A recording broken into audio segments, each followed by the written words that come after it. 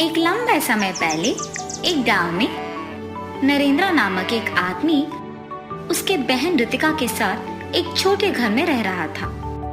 बचपन में ही उनके माँ बाप का देहांत होने के कारण वो उसके बहन का ख्याल रखता था। नरेंद्र उसकी बहन के लिए पढ़ाई छोड़कर दिन रात मेहनत करता था और पैसे कमा के उसकी बहन को पढ़ाता था। कुछ साल बाद जब उसकी बहन का कॉलेज में पढ़ने का समय आया तो उसके गांव में कॉलेज न होने के कारण उसे दूसरे शहर में पढ़ाता था। एक दिन उसकी बहन दोस्तों के साथ बाहर जाती है। वहाँ वो पहली बार फ्रेंच फ्राइज खाती है। वो बहुत ही स्वादिष्ट होने के कारण उन्हें बनाने का विधि भी देखती है। वो कुछ आलू लेके उस विधि से फ्रेंच फ्राइज बनाने की कोशिश करती है। इतने में उसका भैया घर आता है। रितिका, थोड़ा पानी दो ना माँ। जी भैया।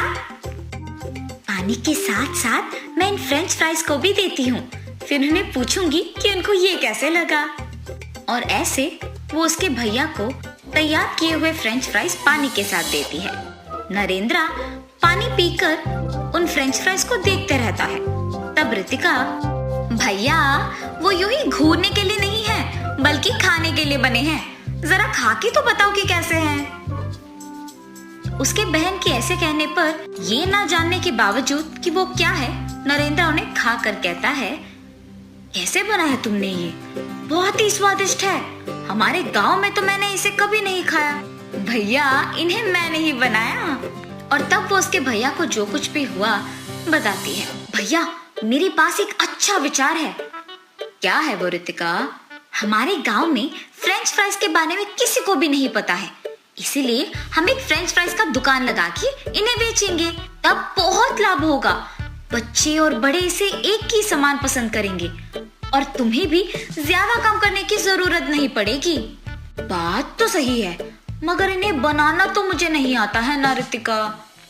मुझे आता है ना भैया, मैं आपको इन्हें बनाना सिखाऊंगी। ठीक है माँ। और ऐसे वो अपने भैया को फ्रेंच फ्राइज बनाना सिखाती है। मुझे तो इन्हें बना के बेचना पसंद ही नहीं है, पर मेरे बहन के खातिर मैं ये करूंगा, तब उसे बहुत खुशी होगी। बेटा इन्हें बनाना तो बड़ा आसान है और हमारे गांव में भी आलू का दाम कम है। ये सब मैं तुम्हारे ही लिए कर रहा हूँ। ये कह के नरेंद्र आलू को खरीद के एक नया दुकान लगा के फ्रेंच फ्राइज बना के उन्हें बेचने लगता है। उसी तरफ जाते हुए सारे लोग फ्रेंच फ्राइज का एक नया दुकान दिखने पर वहीं जाकर खरीदने लगते हैं और उन्हें बहुत पसंद करते हैं। अंकल, ये फ्रेंच फ्राइज तो बहुत ही स्वादिष्ट है। ये बच्चों के लिए ही नहीं बल्कि बड़ों के लिए भी मन पसंद बन गए हैं अब। अब तक तो हमारे गांव में इन्हें किसी ने नहीं बेचा। ये बहुत ही स्वादिष्ट है। ऐसे उसकी प्रशंसा करते हुए सभी खाते थे। कुछ साल में ही नरेंद्र का फ्रेंच फ्राइज व्यापार बहुत प्रसिद्ध होता है और वो बहुत सफल भी होता है। फ्रेंच फ्राइज को बनाने के लिए भी उसके नीचे कुछ लोगों को काम पे लगाता है। नरेंद्र को बहुत कम समय में व्यापार में इतना सफल होना देख गांव के लोग आश्चर्यचकित रह जाते हैं। नरेंद्र के बगल वाले दुकान का मालिक वंशी था। उसे हमेशा उसके व्यापार से ज्यादा नरेंद्र के व्यापार का विकास होना देख जलन होता था। इसके सफलता को ऐसे देखने से कुछ नहीं होने वाला। उसके दुकान को ही गायब कर देना होगा। हाँ, उस रात को सबके सो जाने के बाद वंशी नरेंद्र के दुकान को गायब कर देता है। नरेंद्र जब सुबह उठ के उसके दुकान की ओर जाता है तो उसे वहां कुछ नहीं दिखाई देने पर वो हैरान हो जाता है। अड़ोस पड़ोस के लोगों को पूछने पर भी उन्हें कुछ नहीं पता होने पर वो कुछ नहीं कह पाते हैं और नरेंद्र निराश होके वापस उसके घर लौटता है।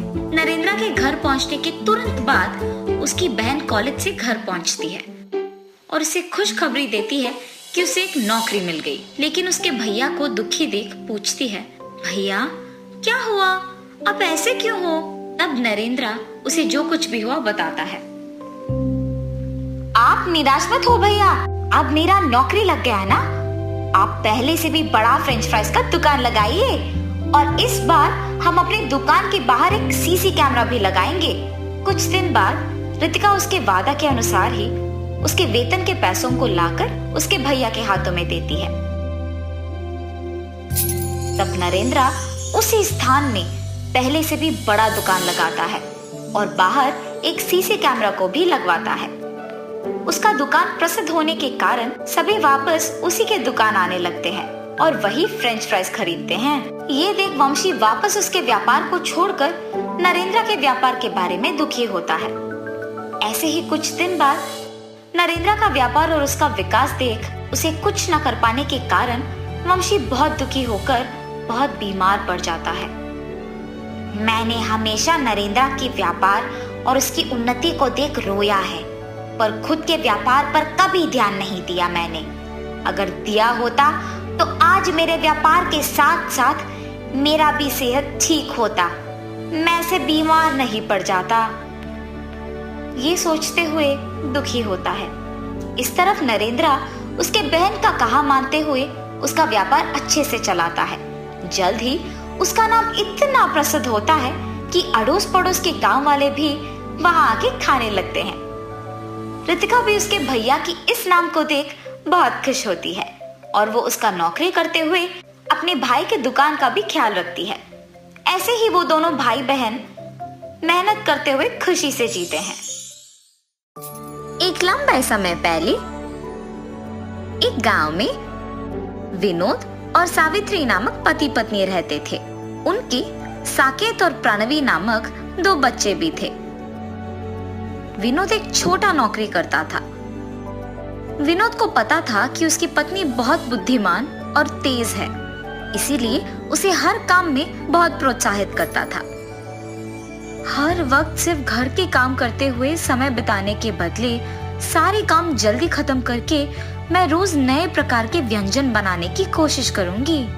हाँ, तभी मैं एक ना एक दिन खुद का एक नाम कमा पाऊंगी। ऐसे हर रोज अखबार में, टीवी में अलग प्रकार के व्यंजनों को देख घर पे बनाने की कोशिश करती थी। एक दिन अखबार में मटका मटन बिरयानी का विधि पढ़ के उसके घर में सारे काम खत्म करके एक मटके को लेके उसे साफ करके मटन बिरयानी के लिए जरूरी सामग्री तैयार रख के मटन बिरयानी बनाती है। घर में मौजूद परिवार वालों को मटके में बिरयानी परोस के उसे स्वाद करने कहती है, ताकि वो ये जान सके कि उसका स्वाद कैसे है। उसके पति और बच्चे मटन बिरयानी का नाम सुनते ही उत्साहित होके खाना शुरू करते हैं। अखबार में जैसे दिया गया था वैसे ही बनाने पर मटन बिरयानी बहुत तीखा बनता है। माँ, मटन बिरयानी बहुत तीखा है, इसे खाना मुझसे नहीं होगा, ऐसे कह के चला जाता है और उसके पीछे ही प्रणवी और उसके पति विनोद भी चले जाते हैं। अपने परिवार वालों का उसके हाथ का बिरयानी ना खा पाना उसे बहुत निराश करती है। उसे दुखी देख उसके पति उसके पास आके कहते हैं, अरे सावित्री, क्यों दुखी हो? पहली ही बार में अगर इतना अच्छा आया तो अगली बार सोचो और कितना अच्छा आएगा। तुम निराश मत हो, एक और बार कोशिश करो, ऐसे उसके पति का कहना मानती है। मेरे दुखी होने की कोई जरूरत नहीं है, मुझे मटन बिरयानी वैसे भी अच्छे से बनाना आता है और इसीलिए मटके में भी अच्छा ही बनाऊंगी। कुछ दिन बाद सावित्री वापस मटके में मटन बिरयानी बनाती है। आज का मटन बिरयानी मैंने अखबार में दिए हुए विधि के प्रकार नहीं, बल्कि सभी सामग्री को सही मात्रा में डालकर बनाया है। ऐसे सोच के सभी को बुला के मटका मटन बिरयानी परोसती है। माँ, इस बार मटन बिरयानी बहुत ही स्वादिष्ट है। हाँ माँ, बहुत ही स्वादिष्ट। सही में बहुत ही स्वादिष्ट है सावित्री, तुम्हारे हाथों में तो जादू है, तुम्हें तो एक होटल लगाना चाहिए। उसके पति के बातें सुनकर उन्हीं के बारे में सोचती रहती है। मेरे पति के बातों के अनुसार ही अगर मैं एक होटल शुरू करूं तो घर के सारे काम करने के बाद वैसे भी मैं दिन भर खाली ही रहती हूँ। ये फैसला करके अपने पति के पास जाती है। सुनिए, आपकी बातों के बारे में मैंने बहुत सोचा है। मैंने फैसला किया है कि मैं एक होटल शुरू करूंगी। आजकल का कोई भी होटल वैसे भी मटके का बिरयानी नहीं बेच रहे हैं, इसीलिए मैं मटका बिरयानी बना के बेचना शुरू करूंगी। सावित्री, तुम सही बात कर रही हो। मुझे भी ऐसा कभी नहीं लगा कि मटके का बिरयानी भी इतना स्वादिष्ट हो सकता है। इतना ही नहीं, तुम्हारे जितना अच्छा तो और कोई नहीं बना सकेगा। ऐसे वो एक होटल शुरू करने के लिए सभी तैयार करती है। एक होटल शुरू करती है। उस होटल को मटका मटन बिरयानी का बोर्ड लगा के बिरयानी बेचना शुरू करती है। जब वो मटका मटन बिरयानी बनाती है तो वो सुगंध उस तरफ से जाते हुए सबको आकर्षित करता है और मुड़ के देखने पर उन्हें वो बोर्ड दिखाई देती है। मटका में बना हुआ बिरयानी? मैंने तो ये कभी नहीं सुना। मटके में तो पानी भरते हैं ना, बिरयानी भी बनाते हैं क्या? पता नहीं यार, लेकिन सुगंध तो इतना अच्छा आ रहा है कि अभी खाने का मन कर रहा है। ऐसे कह के उस होटल को जाते हैं। होटल को आए हुए ग्राहक को वो गर्मा गर्म बिरयानी देती रहती है।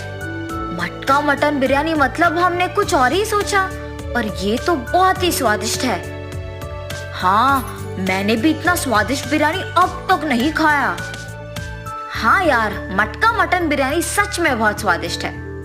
होटल को आए हुए सारे ग्राहक उसका अभिनंदन करते हैं। ऐसे सावित्री का शुरू किया मटका मटन बिरयानी होटल बहुत आगे बढ़ता है। उस गांव के जमींदार भी मटका मटन बिरयानी के बारे में सुनकर उनके घर में दावत के लिए वहीं से बिरयानी मंगवाते हैं। जमींदार की आज्ञा के प्रकार ही मटका मटन बिरयानी तैयार करके जमींदार के सेवक को देकर भिजवाती है। उस मटन बिरयानी को स्वाद करने के बाद उस दावत में सभी उसी बिरयानी के बारे में ही बात करते हैं। ऐसे उनका बनाया हुआ मटका मटन बिरयानी बहुत सारे गांव में इतना प्रसिद्ध होता है कि कोई भी दावत हो तो सभी सिर्फ वहां से मंगवाते हैं। ऐसे ही सावित्री उसके विचार के अनुसार खुद एक बहुत अच्छा नाम कमाती है और खुश रहती है। आज अगर मैं इतना बड़ा नाम कमा पाई हूँ तो वो सिर्फ मेरे पति के प्रोत्साहन की वजह से ही कर पाई हूँ। क्या हुआ सावित्री?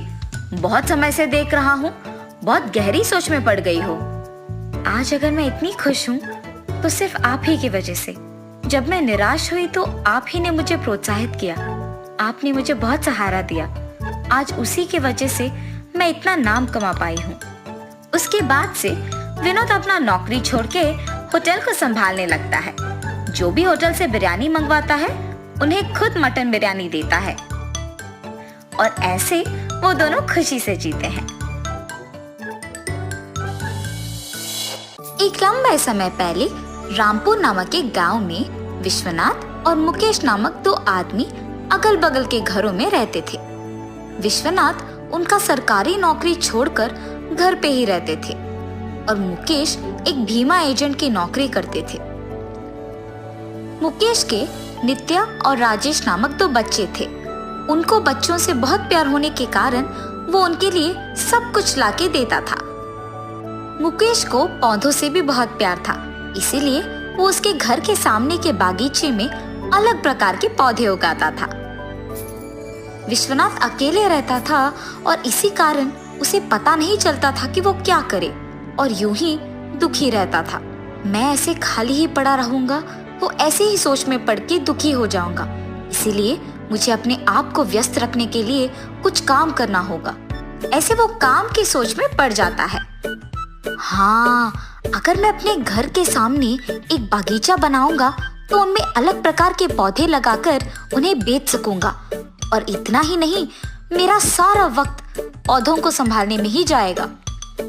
ये फैसला करके वो पौधों को लाके उन्हें उसके घर के सामने के बागीचे में लगाता है और उन्हें बेचना शुरू करता है।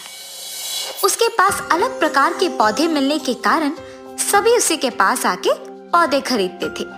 इसी कारण वो पौधे लाकर उन्हें वहां लगाता था। हर रोज सुबह मुकेश भी उसी समय में उनके पड़ोसी विश्वनाथ को पौधों को पानी डालते हुए देख चौंक जाता है और तब उसे विश्वनाथ का बागीचा दिखता है।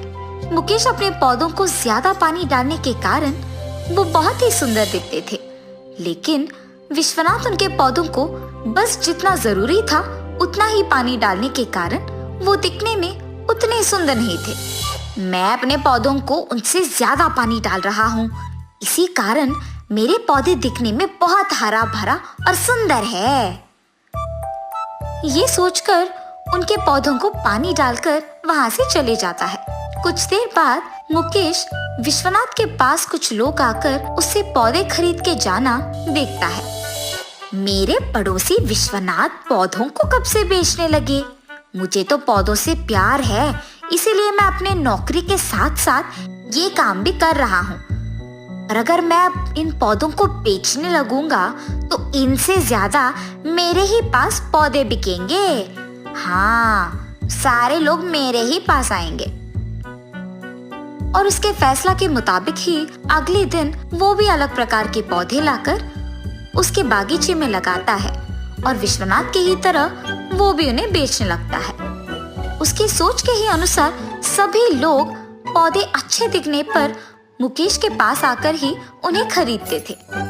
मेरे सोच के अनुसार ही सभी विश्वनाथ से ज्यादा मेरे पास आकर पौधे खरीद रहे हैं, ऐसे खुशी से पौधों को बेचता था। हाँ, भीमा को बेचने के साथ साथ मुकेश पौधों को भी बेचने लगा है क्या? चलो अच्छा है, इस गांव में मेरे अलावा कोई और तो पौधों को नहीं बेचता था पहले, ऐसे विश्वनाथ सोचता है। उन दोनों का व्यापार अच्छा चलने पर दोनों खुश रहते हैं और ऐसे बहुत दिन गुजर जाते हैं।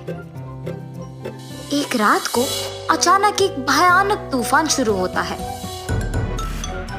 अरे रे, इस डरावने तूफान की वजह से न जाने मेरे पौधों का क्या ही हाल होगा। हाय भगवान। ऐसे उसके पौधों के बारे में परेशान होते हुए मुकेश सोता है। सुबह उठते ही वो सबसे पहले उसके पौधों को देखने जाता है। पौधे सारे नीचे पड़े हुए और जड़ों से बाहर आके नष्ट हुए होते हैं। उन्हें देख मुकेश बहुत दुखी होता है। इतने में विश्वनाथ भी उसके पौधे देखने आता है। हम दोनों हर रोज सुबह एक ही समय में पौधों को पानी डालते थे, न जाने उनके पौधों का क्या हाल है। और विश्वनाथ के पौधे देखने जाता है। उनके पौधों को सीधे और अच्छे होते देख दंग रह जाता है। उनसे तो ज्यादा पानी मैं अपने पौधों को डालता हूँ, उनसे ज्यादा मेरे ही पौधे दिखने में अच्छे हैं, लेकिन मेरे ही पौधे नष्ट हो गए हैं और इनके पौधे तो सही सलामत हैं। ये कैसे मुमकिन हो सकता है? इस सोच में पड़ जाता है और निराश हो जाता है। शुक्र है कि मेरे पौधों को इस तूफान से कोई नुकसान नहीं पहुंचा। इन पौधों को सही मात्रा के पानी डालने के कारण ही ये इतने दृढ़ता से तूफान को सह पाए हैं। न जाने मुकेश के पौधों का क्या हाल है। तब वो देखता है कि मुकेश के सारे पौधे नष्ट हो गए और मुकेश को निराश होकर ऐसे बैठे हुए देखता है। बेचारा, शायद इसीलिए निराश बैठा होगा कि उसके पौधे सारे नष्ट हो गए। ये सोचकर अंदर चले जाता है। उसके बाद से सभी सिर्फ विश्वनाथ के पास से पौधे खरीद के जाते थे। बहुत दिन हो जाने के बाद भी मुकेश न जाने क्यों नए पौधे लाके नहीं बेच रहा। और ऐसे वो मुकेश के पास जाता है। मुकेश को ऐसे दुखी ही बैठे हुए देख विश्वनाथ पूछता है, मुकेश, क्या पौधे नष्ट हो जाने के कारण तुम ऐसे दुखी बैठे हो? हाँ विश्वनाथ जी, मेरे पौधे तो जड़ों के साथ बाहर निकलकर गिर गए, लेकिन आपके पौधे तो दृढ़ और मजबूत है, ऐसे कैसे हुआ होगा? मैं अपने पौधों को बस उनके लिए जितना काफी है उतना ही पानी डालता हूँ, इसी कारण वो बहुत मजबूत बने और उस भयानक तूफान के कारण भी नहीं गिरे। हम अगर हमारे पौधों को उनकी जरूरत से ज्यादा पानी डालेंगे तो वो दृढ़ता से नहीं रहेंगे, इसीलिए हमें पौधों को कोई भी मुसीबत का सामना करने के लिए तैयार करना होगा। इस बार आप मेरे तरीके का इस्तेमाल करके अपने पौधों को लगाइए, हम दोनों मिलकर उनका ख्याल रखेंगे। ठीक है विश्वनाथ जी, आपके कहे के अनुसार ही करूंगा। ये कह के वो वहां से चले जाते हैं। मुकेश तब नए पौधों को लाके उसके बागीचे को साफ करने निकलता है।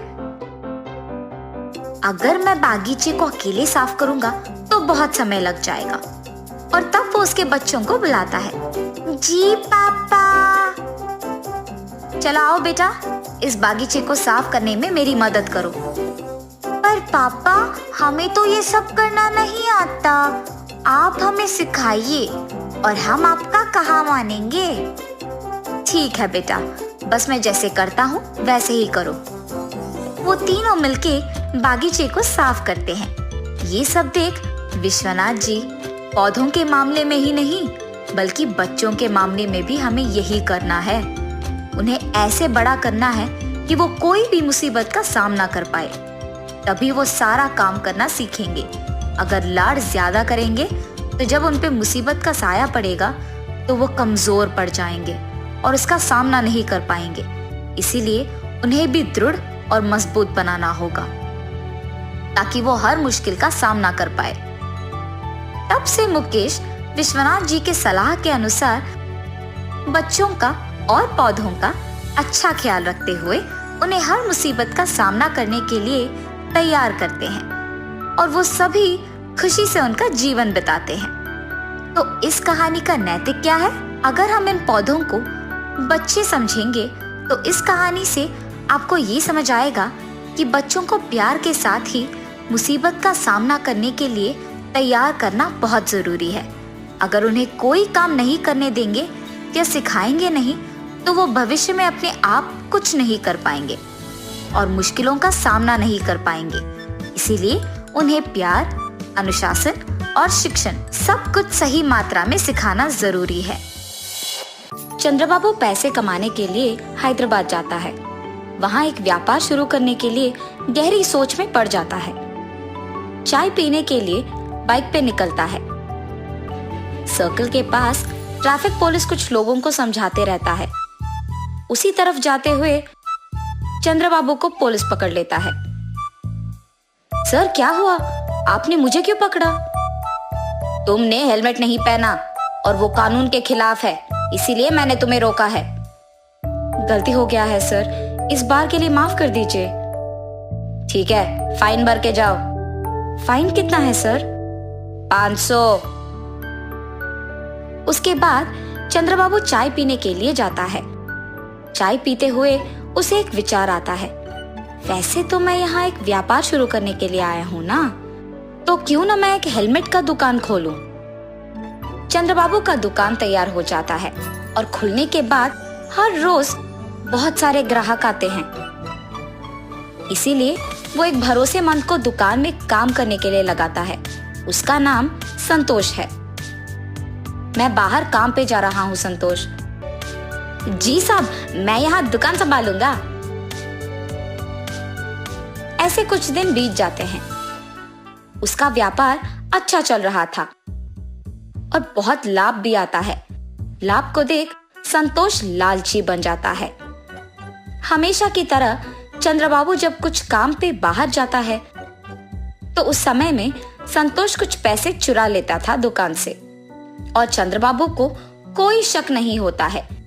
ऐसे ही कुछ दिन गुजर जाते हैं। संतोष, तुम्हारा वेतन कम है ना? जी साहब।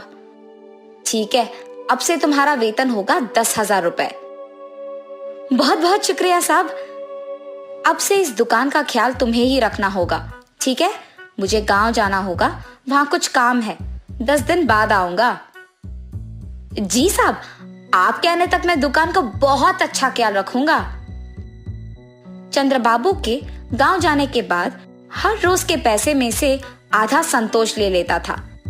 10 दिन बाद चंद्रबाबू उसकी बेटी के साथ हैदराबाद आता है और सीधा उसकी दुकान पहले जाता है। इन 10 दिनों में कितने पैसे आए हैं संतोष? 50,000 साहब। अरे ऐसे कैसे?